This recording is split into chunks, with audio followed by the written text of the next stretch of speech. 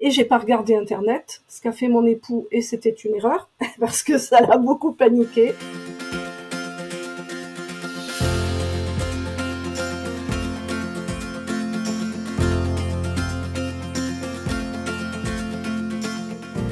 Je m'appelle Sylvie Massonnet, j'habite dans la Haute-Garonne, près de Toulouse, et j'ai été diagnostiquée en 2013 d'un lymphome non-hodgkinien, c'est un cancer du système immunitaire, hein, un cancer des ganglions.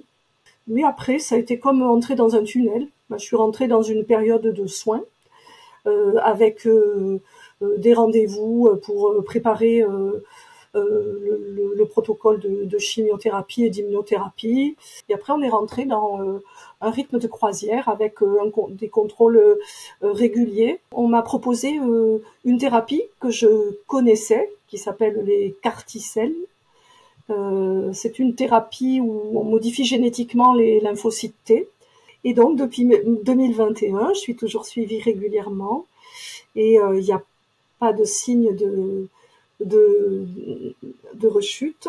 Je vis bien. Je pense pas à mon lymphome H24, hein, bien que je sache que le problème n'est pas réglé sans doute une fois pour toutes.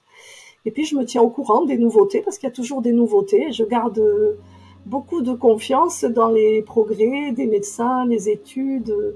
Ce qui m'a aidée personnellement, c'est dès le départ d'accepter cette maladie, d'accepter que je la porte, d'accepter de la recevoir et de recevoir tout ce qui va avec, mais en même temps, très important aussi, de lui interdire d'envahir toute ma vie, de la laisser encapsuler.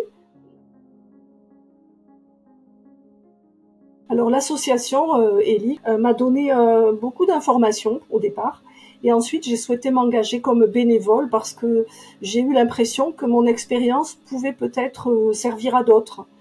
Et j'y ai trouvé beaucoup de bonnes surprises dans cet engagement. Effectivement, pratiquer l'écoute bienveillante et puis aider d'une certaine façon, patient ou proche, parce qu'on montre justement le visage de la maladie, un visage positif, on va dire, actif. Donc ça rassure, c'est sûr, l'exemple, l'effet miroir, on va dire. Et donc voilà, c'est une bonne expérience humaine pour moi. Et surtout avec l'association que je considère une association sérieuse, c'est-à-dire voilà, qui travaille ces informations. Voilà, donc ça me donne de la force aussi d'être dans l'association. Voilà, encore maintenant.